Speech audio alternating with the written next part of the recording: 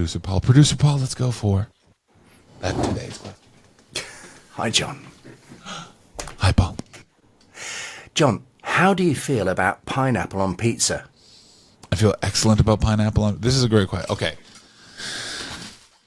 The snobbery around what is and isn't pizza can absolutely, and I mean this from the bottom of my heart, fuck off.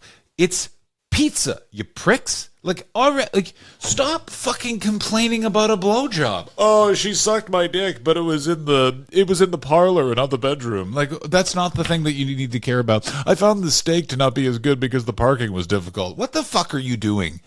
And the idea that people go, oh, he likes pineapple on pizza, so he can't be taken seriously as a food person. Shut the fuck up. Sometimes it's nice when sweet mixes with savory, and I understand that I'm about to get 1,000 emails. But John, you don't understand, it's a proper pizza.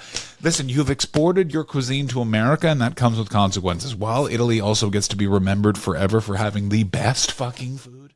The fucking best. I don't give a fuck who you are. No one has ever literally seen delicious. No one's ever seen a spag bowl. One of the worst things the British have ever done, which is calling a spaghetti bolognese a spag bowl.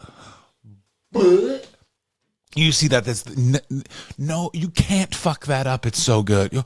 Who made this treat? You would say. I've totally forgotten the question. I'm now just imagining someone who doesn't like Italian food is what I'm picturing, and I just want to scream garlic bread at them, and not the way Peter Kay did it. For those of you outside of the UK, there was this obnoxious bit about garlic bread done by this man named Peter Kay, who's actually a very good comedian, but was just a shithead to every comedian he encountered. And when you do that within the stand-up comedy community, you are remembered as being a bad comedian because comedians do not like when people are disrespectful, and the way that we get back at other individuals within our community is being like, this person sucks. But actually what is usually the truth is they objectively do not suck at their job. They just suck at who they are as a human being. And that is, I think, the problem with Peter Kay, who had an actually very good bit about someone eating garlic bread who couldn't believe that it's garlic bread. It's like you giving garlic bread to your grandfather, which, if you remember, a World War II era person was literally things would blow their mind. Like people don't believe this, but I hung out with two Irish guys who were from fuckhead Ireland in the year 2006, and I was there when they ate pizza for the first time. Speaking of pineapple on pizza, I fucking circled back. Yeah, you didn't think I was gonna, but I did. Now, I think it's totally fine and acceptable to put whatever the fuck you want on pizza.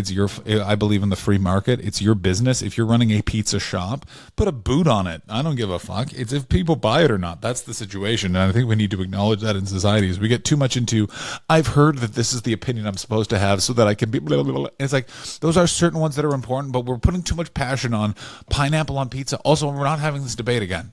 It's over, guys. Do you understand how old I am? I am 38 in a matter of weeks, and I am not having another, is pineapple good on pizza? I've been having it here are the following conversations I've been having for literally my entire fucking adult life. Is political correctness run rampant? Shut the fuck up. Is pineapple good on pizza? Shut the fuck up. We need to do something about public transport. Shut the fuck up. Pineapple stays on pizza. Political correctness is important for creating equality within our society, and people that are banging on about it are never doing it from a place of actually forwarding a discussion about how we deal with inequality in our society. They just want to say words that are mean to other people, and they don't want to have to face consequences. And I don't remember what my third point was, but that one can fuck off as well. Fuck you. And fucking fuck. Swearing's fun. That's the other conversation I never want to have again.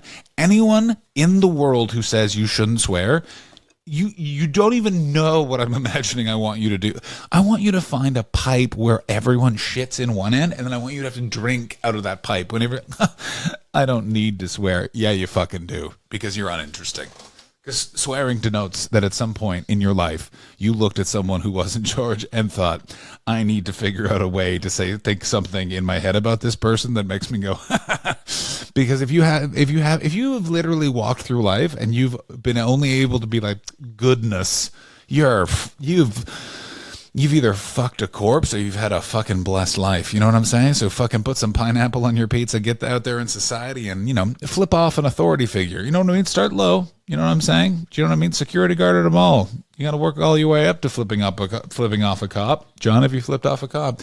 Yes. It was, I have the bit. I have it set in Los Angeles. There's a stand-up comedy bit about it, but the actual real story was it was a female police officer in Montreal, and I had to change it because she let me go because I explained I had just been in an argument with my at the time wife, and they nodded and let me go, and I had to change it to a man because no one believed that it was a woman when you did it in stand-up comedy clubs, which is one of those weird things with society where you're like, oh, I have to change that because the reality is not accepted by the people. What a weird world we live in. And you live in a weird world where you will send me questions here to this podcast and listen to it. Well, I almost stuck the egg. We're just gonna end it, guys. See you possibly tomorrow. Or possibly we'll stop for a bit. Find out. Questions with John Hastings is produced by Dark Horse Digital with Paul Daniels. I am John Hastings. And you can go fuck yourself.